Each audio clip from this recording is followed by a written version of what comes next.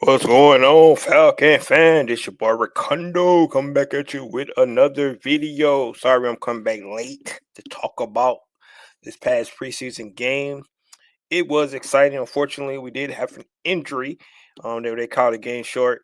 Good. Luckily, thank God that the young safety is healthy. He's back with his team, and everything turned out well with that. But I think they did the right thing, and it goes back to what I was saying about the preseason and why some of these head coaches just refuse to put their guys in the preseason game. So um and talk about more of that towards the end what I think about preseason and what preseason actually starting to become. What's going on, T Terry, and what preseason started to become. And um it's still a good thing. I don't care what anybody says, it's a good thing, but what it's starting to become is it's more than what we used to seeing. People have to get about the old tradition of, playing 4 preseason games and then like a third preseason games like it's a dress rehearsal and things like that. Teams just don't have got away from that. So but today we're going to talk about the preseason, what I seen from it, um and what I liked about it. I'm not gonna get into negative today, no negative. Well, I'll talk about a little negative, but what I liked about it and some things I still think the Falcons need to work on. So, with that being said, guys, if you have not already, go ahead and please subscribe to the channel. Please hit that notification bell so you're not dropping another video. Please hit the like button so I know you guys are here to talk about. And please share my video throughout YouTube universe so more people can come hear me talk about. That's right, these Atlanta Falcons. So let's get into the first topic. Of course, we have moves, roster moves at the preseason games. It sometimes it happens. Atlanta Falcons signed veteran safety Ronnie Harrison and veteran center Jake Hansen. And then in some corresponding move, they cut Michael Gonzalez, offensive lineman, and placed safety Garrett Arnold on injury reserve list. Guy they just signed, right? So to me, what that means is just another count by these guys. If you look at the depth chart, some of these positions already filled up. Look at the safety. We know they signed Henry Black, another count body, but you like what DeMarco Hell's doing, you like what Jesse Bates doing, you like what Jordan Fuller's doing, you like what Xavier Watts doing. So count bodies, but um, you like coming in. These guys going to get opportunity. Ronnie Harrison, they reported today he was actually working out at some linebacker spots. So, his role could be more. He's a veteran. He's been with the 3 different teams: the Jacksonville Jaguars, the Cleveland Browns, and the Indianapolis Colts. And of course, you know he has some familiarity with Nate Ali. Just coming, he was with the Indianapolis Colts, so that time that Nate Ali with the Colts. Um, so that's that relationship there. Somebody somebody, another coach that knows a player that knows his work ethic coming in, and maybe can bring something to this team. So, same thing with Jake Hansen. He has ties with Jeff Ulbrich, Jerry Gray, Justin Hood, all those guys was there at the Green Bay Packers. Jerry Gray and Justin Hood was there, and then of course Jeff Ulbrich with the New York Jets. So, like I said, bringing in guys that you're familiar with, know their work ethic, know what they're all about, and somebody that maybe can contribute to this team, right? One thing about Atlanta Falcons, we're going to see moves all throughout the offseason, moves throughout the season. That's what they do. They're real proactive. Always trying to, look to work out somebody, trying to make this team better around the edges, and that's what you like, right? Because when you already working out people, somebody goes down, you already have an idea who you're gonna bring in to replace somebody. So I like the way they do that. I like the way they be proactive. They're not just sitting around just hoping everything goes right, because we know this NFL and everybody get injured. So, but just get rid of some of the news today of from roster moves. It didn't happen today. It happened this past weekend. But since I'm just getting back on top of you guys today, I just want to bring it up. More count bodies for the Atlanta Falcons, but doesn't mean these guys can't, take advantage of the opportunities, and that's what it's all about. All right, all right. Let's get into some juice about the preseason game. So the first thing I wanted to talk about today was the defense showed a lot of aggression, man. He said Mars got some coaches around him. Yes, he does, man. He does. He does. And let's go back to the defensive coaches first. And man, they showed a lot of aggression, man. What we seen, if we could see that kind of aggression from our defense when it started the season off, man, it wasn't perfect, but I mean, the ability to just those guys play like they hair was on fire, man. They was moving around. You love the way they're playing on keep these guys fresh. You listen to Nate Ali talking today. He's talking about letting these guys don't have more than just 4 reps apiece, at a time, so they can stay fresh, so they can get after the quarterback that attack. So they want to stay on constant attack, right? And that's what we seen, man. It was impressive. I'm not gonna lie, guys. It looked like these guys was just fired up coming off the ball. It really did. And you like that. You really like that. I mean, you seen where, sometimes players got out the back door and things like that, but it wasn't because of the guys wasn't being aggressive, right? That what it was. These guys were playing the hair, and then so they still got to learn. They're still learning this defense, right? You still got to play your gaps, your lanes. I mean, we seen one play where James Pierce Jr. got sucked in, and he went inside and the offensive line got him, and then the quarterback was able to come out the back door. That's going to happen, right? But it wasn't because James Pierce Jr. wasn't being aggressive. He was being aggressive. He was attacking, and he got beat on that one. One thing was interesting. They was actually chipping the young rookie, right? And that's something he needs, right? Listen to Raheem Morris the day on a podcast when he mentioned that, the fact that you want these guys to start to experience being chipped because that's what it's not going to be a clean pass rush all the time, right? When you start to dominate, and pretty sure they've been hearing some reports of James Pierce Jr. dominating in practice, right? So they were chipping him with a tight end. They were chipping him. He's got to get used to that. He's got to understand that when you start to dominate, you start to get some pass rush down, they're gonna start chipping you. That's what they was doing to him, right? You like what Jalen Walker was doing. He was setting the edge, man. He made some excellent plays. You didn't see a lot in the pass rush because didn't have a lot of opportunities there, but however, you saw him setting the edge, right? He wasn't getting blown off the ball. He was able to set the edge. He made plays.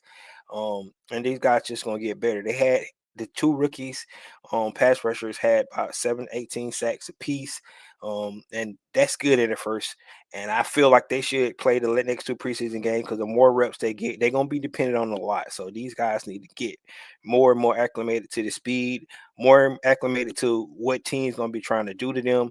That's what we need to see. So I like what we seen from those pass rushers, but the defense overall was really, really aggressive, man.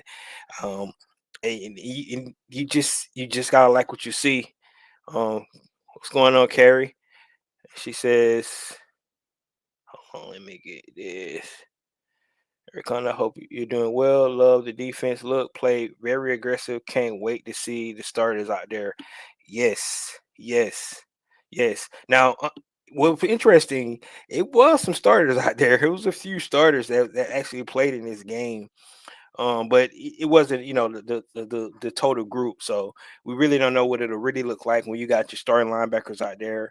Um, David Amniat out there. More of what Leonard Floyd is going to bring to. So some guys we did not see out there, but we had some starters. I think Rukuro Roro who played a lot of snaps. He's potentially could be one of our starters. Zach Harrison could potentially be one of our starters. Those guys played. So we saw a couple of starters out there, but you're right, to get the whole, 11-man starting defense out there, it's gonna be great. So I can't wait, and I agree with you 100%. But when we talk about aggressive defense, man, it's just I all I can say is that what we expecting to see, it kind of better than advertised, right? Because those guys were flying around the ball. I mean, I don't know if I ever seen that many pressures from the Atlanta Falcons. And I think they got like 20 some pressures in that game, and it didn't even have the whole game, right? But they got like 20 some pressures, man, and that's that's from a mixture of guys. So you gotta like what you see from the defense, man. You gotta like what Jeff Albrooks and it. Let's also remember was no scheme, was no game plan. They was guys just going off, getting off the ball. So they didn't like they scheme and game plan for what the Detroit Lions was trying to do to them. They just went out and played ball. And I mean, you get 20 pressures, you get a sack, you get a sack from Brandon Dorless, right? You get a sack from um Armor Ebiketie. We're gonna talk about him in just a minute. You get a sack from you get a tackle for a loss from Taquan Graham. I mean, you get a double sack with Khalil Kareem. Him. I mean, these guys. You get called fumbles by Brandon Dorless. You just get everything, man. It was impressive, and and that's just a glimpse because, like I said, when they start to do game plan, that 11 man starting defense out there, and you start to scheme and you start the game plan for week one. Let's just start at week one against Baker Mayfield. We have to stop their running game and stop all those weapons they got out there and get after Baker Mayfield. We want to make him uncomfortable, right? One thing that I forget who it was today in the interview. He said that the whole idea is to put fear into the opponent that these guys are coming, right? And then some quarterbacks. Let's go back to Sam Darnold talking about he's seeing ghosts. You start to put fear, you start to pressure, and they attack, attack, attack, attack. They fresh bodies after fresh body after fresh body, right? Um, Guys start to get happy feet, man, and that's what's going to happen, right? That's what we want to see, right? It's just don't want to get too excited, overexcited about it, but from what we've seen, because we know they still building, right? This is not like they got a couple more weeks to go to get ready for this thing.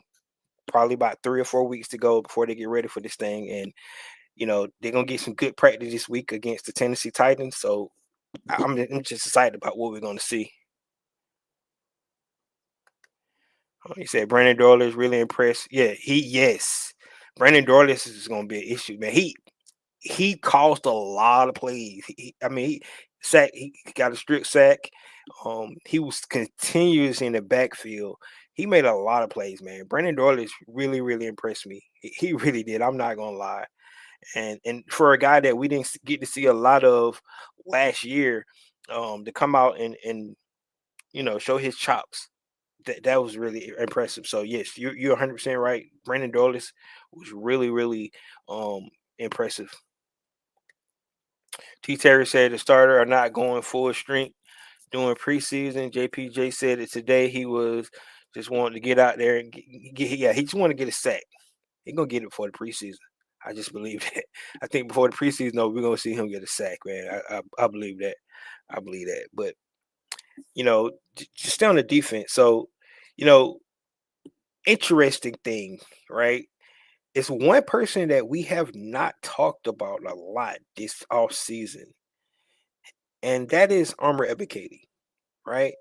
And he had about 3 or 4 pressures himself in that game, right? Armor Ebiketie, he's the one had the script set as well, along with Brandon Dorless. But Armor Ebiketie come around the corner, and we have not talked about. We really excited about James Pierce Jr. and Jalen Walker, but Armor Ebiketie is in contract year, and if you go back off last season, the last 5 or 6 games of last season, you know, he stated today he's wanting to try to keep that momentum. And what we've seen today, I mean on Friday, you can see that he still got the confidence, man. And if he can continue to build on what he did at the end of last season and bring it into this season, you know, somebody that might be an unsung hero for us that may not get paid by the Falcons because we just drafted 2 pass rushers. It could be Arnold Ebiketie who's going out and playing for his next contract. So, man, but between him and Leonard Floyd, another guy that we haven't talked a lot about because we know what he brings to the table, but those 2 guys, I think, is going to play a major role into what the Atlanta Falcons is going to be able to do as well on the defense side of the ball.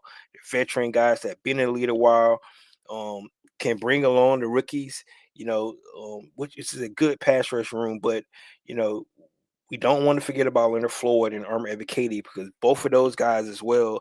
Um, like they mentioned, Leonard Floyd has really been playing well in practice. We just haven't been talking about him because we're talking about James Pierce and Jaylen Walker. Because we got the nice new shiny toy, at camp. But don't forget about those veterans. I mean, talking about a guy like Leonard Floyd, who's the last 5 seasons had 8 or more sacks. So this guy it had the capability of putting pressure on the quarterback, setting the edge, doing the things that he needs to do, and he can bring those other guys along. So don't want to forget about Leonard Floyd, Arnold Ebiketie. If he, like I said, if he could continue to do some of the things that he did um, from last season, those last 5 or 6 games, and be consistent, bringing that pressure to the Atlanta Falcons, along with those other guys, where we now know their plan is to keep all these guys fresh. So you shouldn't have an excuse. You're not going to be tired, right? You're going to be out there. You're going to be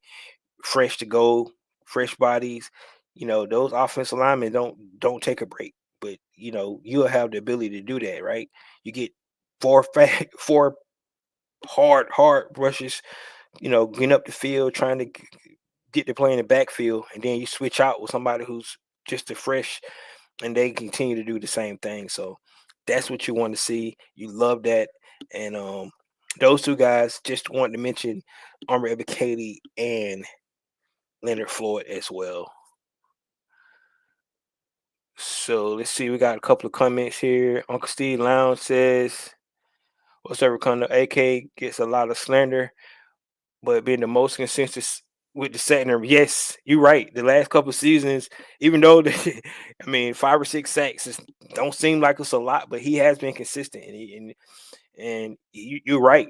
I mean he gets a lot of slack, but he probably been the most consistent guy that we had, you know. But this year is make a break for him, and I think he's going to have a good season. If you just listen to him his interview today, it seemed like it's finally clicked for him, and because he saw it, he saw his what he's capable of. Like I said, the last 5 or 6 games last season, and now he understands what he needs to do. That's what it's all about, man. And now I think this new scheme that he's in is going to work wonders for him. We got to remember that Armbre Katie has never had the same defensive coordinator his 4 years that he's been with the Atlanta Falcons, which is unfortunate for him. So he's never really been able to master a defensive scheme. You had Dean Pease, you had Ryan Nielsen, you had Jimmy Lake. Now we have Jeff Ulbrich, and I think this is the defense that might give him the most, upside. So let's see what happens with Armor Advocate this year. And like I said, man, I don't know if the Atlanta Falcons gonna be able to keep him. Maybe they can get him on a good friendly team friendly deal because they still got to pay Drake. We don't know what's gonna happen with Kyle Pitts, another guy. Bijan's coming up, so those offensive weapons is starting to creep up, having to be paid. You know, Jesse Bates is another guy that probably got like a 1 or 2 years. I'm not 100% sure. Look at his contract, but he's close up for an extension as well. Who's probably the best safety in the league. So, you know, you got to start looking, and you can't keep everybody, and that's why they drafted two, you know, new pass rushers. But Armor Katie might have a chance to make himself a lot of money this season. And I'm not gonna lie, I hope he make it with us, man. I hope he just go out and wreck shop and make the Atlanta Falcons have to make a decision on that. So that would be awesome. Carrie said, Ricondo, will you be at the season Oprah? Hope to see you there. Yes, I will be. I can't wait, man. I can't wait. I can't wait till we get after Baker Mayfield. I can't wait, man. Listen, one thing we can say, we just got to be honest with ourselves. The Tampa Bay Buccaneers has got a really good team. They do. They got a really good team. So we can't just sleep on those guys. But we beat them twice last year, so we right there with those guys.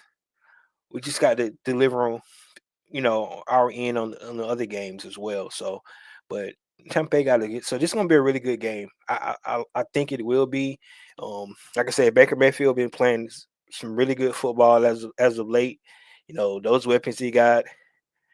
Emeka Ibuka looking really good. I'm not sure if Chris Godwin's going to be there, but he got his tight end. Still got got Evans. And then that running back, man, that running back they got in that backfield is really good.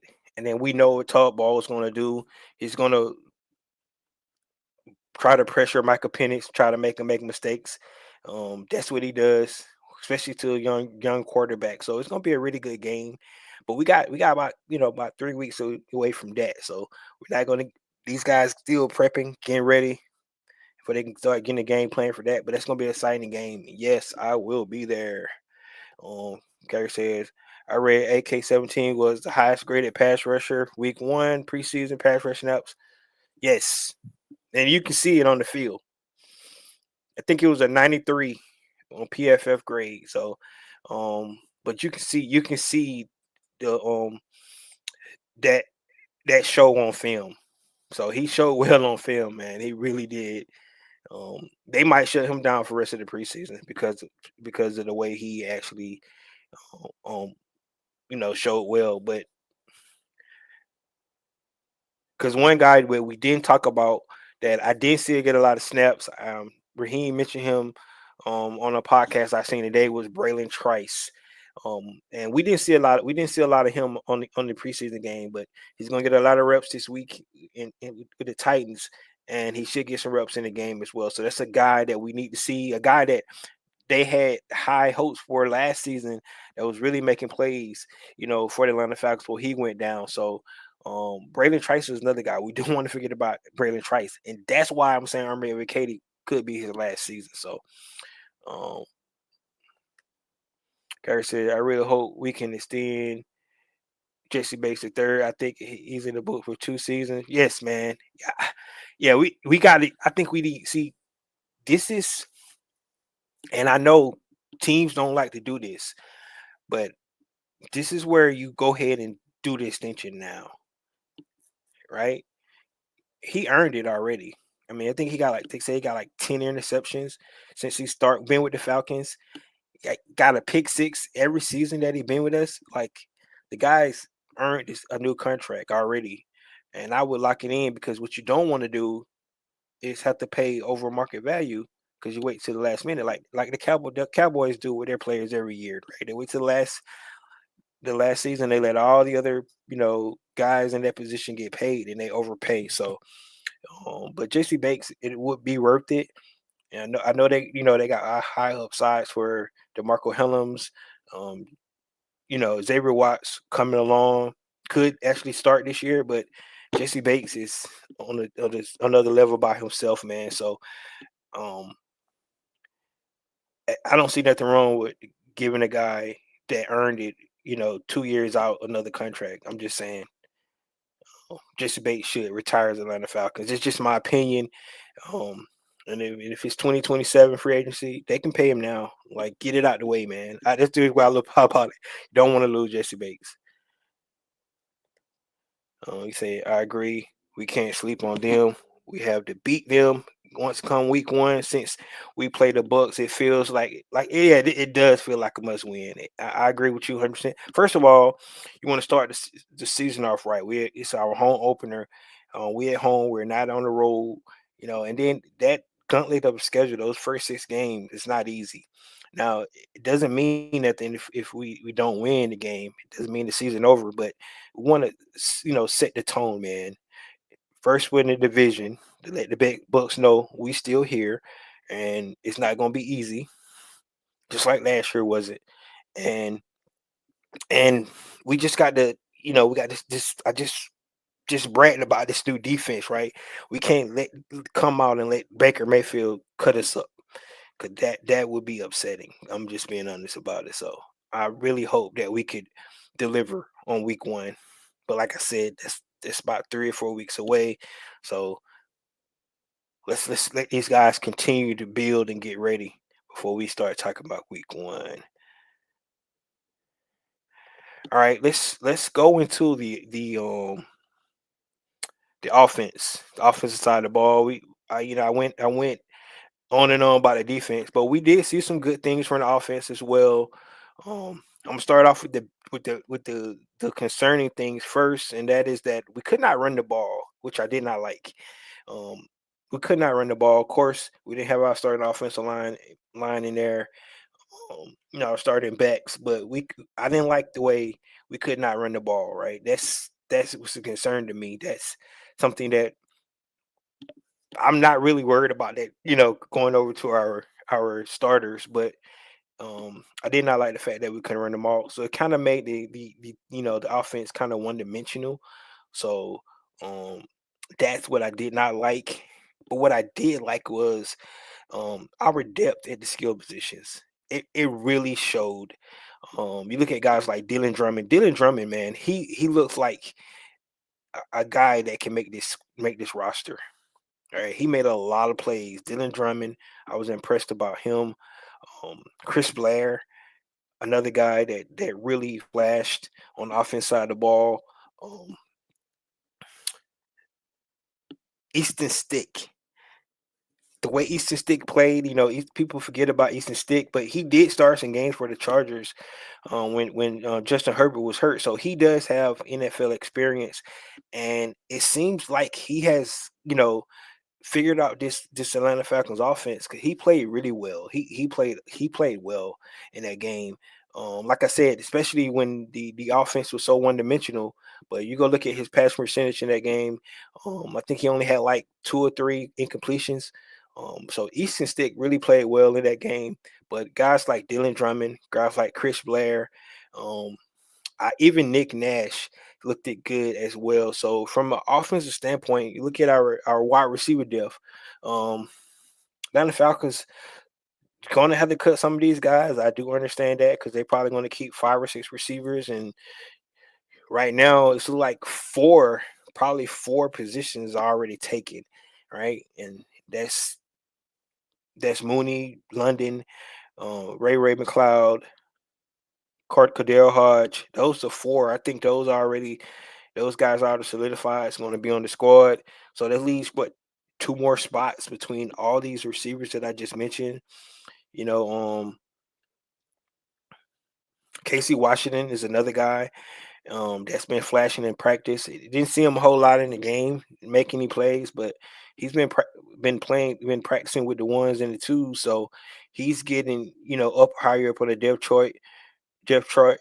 Um, so But Chris Blair, Dylan Drummond, those guys made some really good, decent plays out there. Um, so I like the depth. I really like the depth from the offensive side of the ball. So you know they bring all these bodies in. And these guys they put on the showcase for other teams as well. So some of these guys could definitely get poached. If Atlanta Falcons decide to cut him, which most of these guys will be. But guys like Chris Blair, Casey Washington might be the last 2 spots there. And I think the Atlanta Falcons might end up keeping 6 receivers. They do. I think Casey Washington and Chris Blair might be the 2.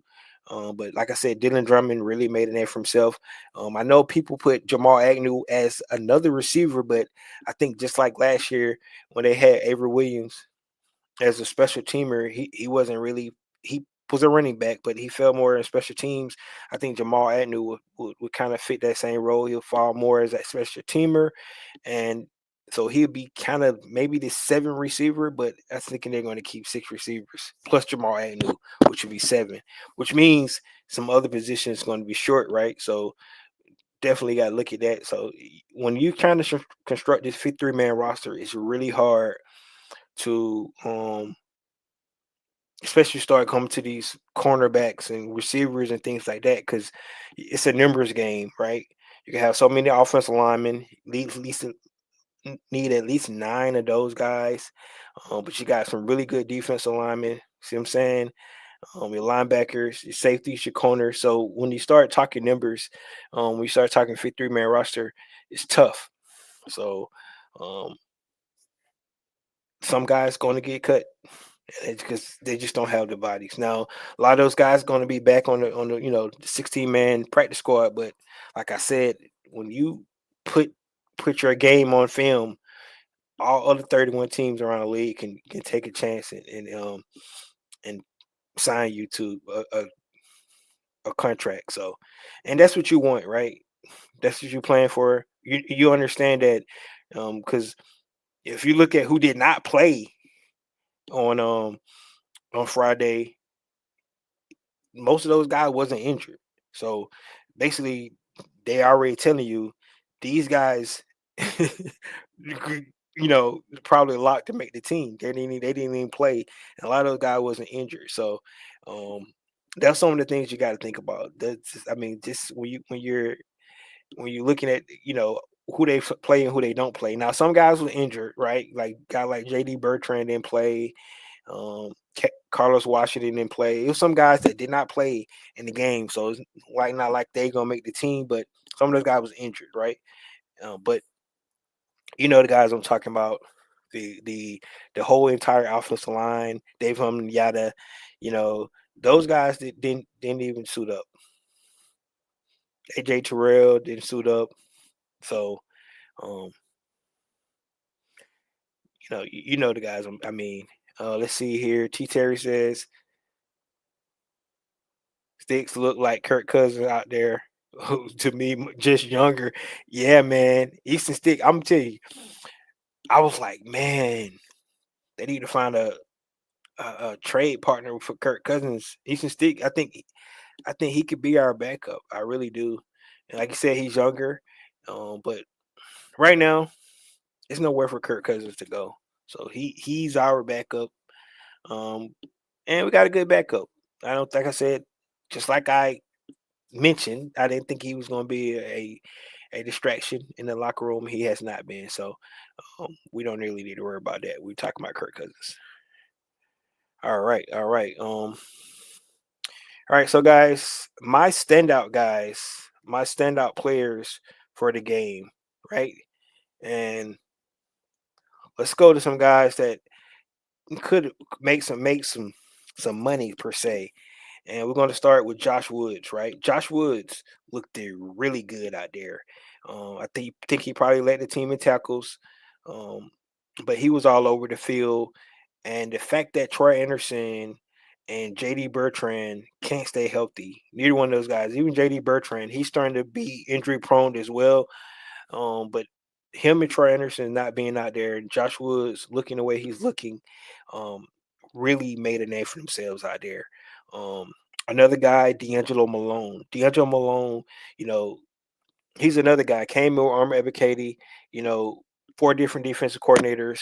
I think he might have finally found a home when he talking about a role. He's been playing a lot more inside linebacker, but his ability to come off the edge, makes him versatile, right? And we already know what he does on special teams. So, D'Angelo Malone showing his versatility and the fact that, like I said, Troy Anderson and JD Bertrand is not on the field, that's when you get your opportunities, right? So D'Angelo Malone, Josh Wood, both of those guys, in my opinion, make some money for themselves on Friday night. And like I said, JD Bertrand was back out there today, but he was in the yellow jersey, so he's not full 100% yet. So he might not even go again this Friday. So and more, like I said, we start talking about numbers and guys getting opportunities and they performing. That's how guys get cut. Just saying, just putting it out there. Um, DeMarco Hellams, what's up, Benny Smith? DeMarco Hellams, man. Let's talk about DeMarco Hellams. He's back. He was present, and we know he made his presence felt 100% out there. His first tackle, the way he drove on the ball, I think the guy got for no game. That was really impressive. Um, the hit that they called a penalty on, that was a clean hit. Sometimes I don't know what the league turned into, man. You can't hit. He led with his shoulders. That's what you want defenders to do. If you can't make a play like that, you might well tell him to do touch. I'm just saying, like he did not lead with his head. He led with his shoulder. Yes, it was a hard hit, but he dislodged the ball, and that's what he's supposed to do. So, but DeMarco Hellum is back, man. He was all over the field. He really was. He was everywhere. Um, Billy Bowman was everywhere as well, playing out of control. You just go look at some of his cut ups and some of the things how he was playing. So the young secondary, Billy Bowman, um, DeMarco Hellums, like I said, Josh Woods, D'Angelo Malone, all those guys look good. We already talked about Brandon Dorless, the way he looked. Of course, I thought he played really well. The two rookies, they did decent as well. They continued. I think they need more reps though, so I think they need to play the rest of the preseason because the more reps they get, it's going to benefit those guys. They need to be able to. They're going to get some good reps this week as well with the Titans, but I think both of those guys need more reps. Um, let's talk about somebody I did not like, and that's the offer, man. He got burnt again, man. It's just he had that one good season, and I think he's really good. I think he tackles well, but in coverage, man, he just had too many blunders, man. And I don't trust him at a nickel. I'm just being honest with you. I do not trust the offer at nickel. I'm surprised they even brought him back, but yeah, he can't be the guy that we send out there to be our starting nickel because he's the guy. I mean, Billy Bowman is nowhere near ready where he needs to be. Clark Phillips um, didn't even finish the game. He didn't play well in the game, and then he didn't finish the game. He's not out there today. Don't know his injury status. Um, guys like Kobe Bryant have an opportunity now to step up and see can they make plays, but I'm still concerned about nickel position. And D Alford didn't help me with that. So that's one of the things that he's an unstandout, if you want to say unstandout. So, but when you looking at this game in its entirety, like I said, you know, it was good that they decided to call the game because I don't know if you guys seen that last video that was out there. The guy was seasoned up, so I know pretty sure that shook up all the players, and you don't want to see that for one of your fellow NFL players. Another fluke play. I mean, he went down for a tackle and the running back jumped and he caught his helmet and his neck snapped back. So that's sometimes it's just where the cookie crumbles, man. Where the cookie crumbles. But overall, I thought the Atlanta Falcons had a good showing on Friday night. We're gonna see how many people they actually have out there this Friday. Um, and let's see what they do. I know you guys excited. I'm excited about it. But we're gonna get some good practice these next 2 days against the Tennessee Titans, and then they'll go out there and I think this is really good for the our special offensive line because the Tennessee Titans got a pretty good defensive line. Jeffrey Simmons out there. I know him and Chris Lindstrom have battles before, so that's going to be good. Um, but just going up against another team, the different schemes, how they do things. Now, Atlanta Falcons defense can test some of their principles and stuff that they've been working on because they don't know the keys, they don't know the plays. They ain't seen these guys all the last 3 weeks, so this gonna be really good for the defense. And then for like guys like Michael Penix in another defense, said he still can be sharp as he need to be with the ball. So that's what we're gonna see. Um, so I can't wait to see what happens with that.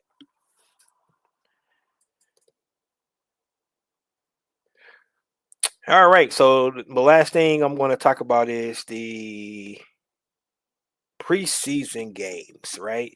And I had a at the game. me and this other Atlanta Falcon fan, we had a long conversation about preseason games, and he's on the side that the starter should play. Right, he's on the side that the starter should play, and I'm on the side that I don't care. So if they play, that's good. If they don't, I don't care. Right, and the reason why, um, because I'm starting to look at, things change, right, and we have to just we so much creatures of habits, and we like things to be the way it was, and and because that's what we grew up on, right, and that's the way it was, right. We played four preseason games. The first game they played a quarter. The second game, um, the first game they played part of the series, right? The second game they played a quarter. The third game they'll play like the whole half. Their game plan, everything, right? So like a rehearsal. Then the fourth game they didn't play, right? That's the way it used to be, right? Everybody did it the same way. Well, the new philosophy have changed around the league, right? Um, and I really don't believe it's a right or wrong way to do it, right? Because you look at teams around the league that play their guys and how successful they be, and it's teams that don't play their guys. Like, so you look at a team like the Cincinnati Bengals that start off, they like 1-11 in the month of September, right? So they decide to play their starters, and then everybody get up and open arms because the Cincinnati Bengals is playing their starters. They got Joe Burrow, and but look at the way they've been playing the last since freaking the coach been there. They've been sucking in freaking preseason. I mean, in the first half of the season. So that's why he felt like that he needed to change something up, right? All right. Well, we don't have two coaches, right? And like I said, I don't think it matters if either you're ready, you're not ready.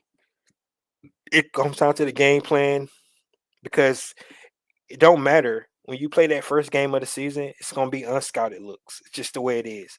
Every team switches up their offensive and their defensive schemes because they know they can't go with the same thing they went the year before. So it's going to be unscattered look. So you got to just be ready to key on your principles and things like that. And for the Falcons last year, they lost the first game, right? That's what happened, right? Then they come out and win the second game, but the Atlanta Falcons went 6-3. So to start the season, so I think it was more of a game plan last year, not rest because they didn't play in the preseason. And to be honest with you, at this point, based on the injuries that we've been seeing around the league, these teams are not going to risk it. They're not going to risk putting their starters out there to play. It's just not going to happen. So what's going on, 330? So when we start talking about preseason games, um, we're not going to see the starters. I don't think we're going to see any of the starters play, and that's fine. Long as they be ready for the games. Now, some of these teams are taking these joint practices as scrimmages. That's what they're doing. They scrimmages and they get all that, and but they can control it, right? Their quarterback don't get hit, right? They hard thudding. They're not taken to the ground. They're trying to protect each other, and they get a lot of good stuff out of it. That's the way they feel about it. Um, but so they're taking these joint practices more serious and treat them as semi preseason games for their starters and stuff like that. And what happens is preseason games becomes opportunities for guys to show what they got to not just their team but to the teams around the league. And that's what we saw on Friday, right? I just talked about guys that on the bubble, not guys like DeMarco Hellams because we know he probably is going to make the team, but guys like Josh Woods, right? D'Angelo Malone, those guys, Dylan Drummond, right? Chris Blair, Nick Nash, those guys on the bubbles, those guys get to showcase, their abilities and opportunities, so they could make names for themselves, right? Because, like I said, if you got a good pro, scouting department, those guys are looking at all the games. All these pro scouting departments on other teams are looking at the tape on all the teams. So when guys get cut and they think a guy that's on another team is better than the guys they got, at the bottom of the roster, they're gonna poach them. That's what's gonna happen. So, you know, that's what preseason has became. It has become more of an opportunity for guys to go out there, to get their feet wet, like we did with our rookies, with Jalen Walker, James Pearson, those guys, to get out there to get a NFL, game speed and things like that. But you got to protect the team, man. And Raheem's gunshot from last year, DeMarco Hellams and Braylon Trice went down the first preseason game. So I think we just need to come to grips with it, guys. All I'm saying is because every year we have this argument about starters not playing and all this stuff, and I don't think it's a right or wrong answer to it. I mean, if they play, yes, we want to see them, right?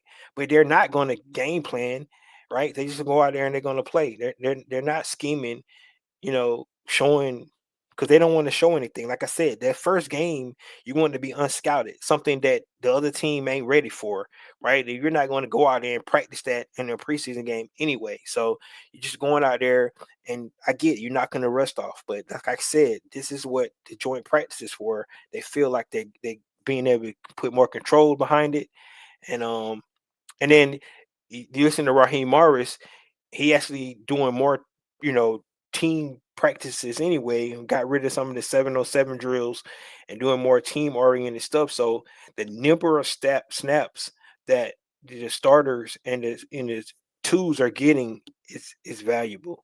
And I can say this firsthand. The third and fourth strings really don't get any snaps, hardly, in Atlanta Falcons practice. Those guys probably get like 7, 8 snaps. The other snaps are going to the first and second string, and that's what's happening. So they're getting a lot of snaps, a lot of snaps.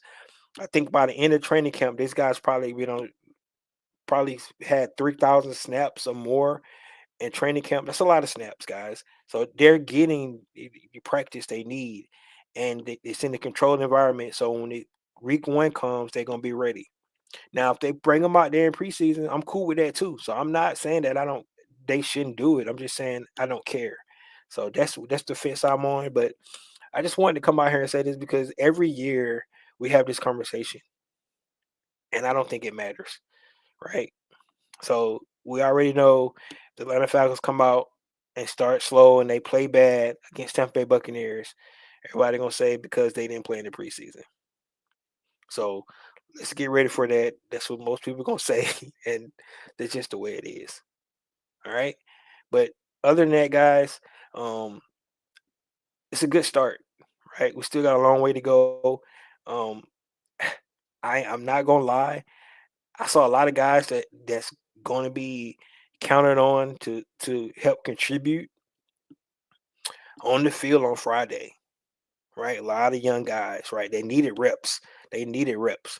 A lot of those young guys needed reps, and they was going to be dependent on to contribute this year. So that's going to be huge. So you're looking at guys, you know, the Roots, the Brendan, the Zach Harrisons, um, the JPJ, the Jalen Walker, Billy Bowman, Xavier Watts, all those guys on the field. And we're going to want all those guys to contribute to this team this year, to play some big time minutes for us. So, you know, the more snaps they can get, it's better for them. All right. So that's good. Um, but there you have it. I definitely want to hear from you guys. We had a big crowd in here tonight. Thank you guys for tuning in. Leave your comments, share and like. Um, with all the other Atlanta Falcon fans as well. Shout out to all my other content creators. You guys know I love y'all. Um, we all we got, man. Because the national media don't give us no love. So let's keep doing what we do and spreading the Atlanta Falcons fandom. And there you have it. Rise up. This is your boy Ricondo coming back at you with another video. Peace.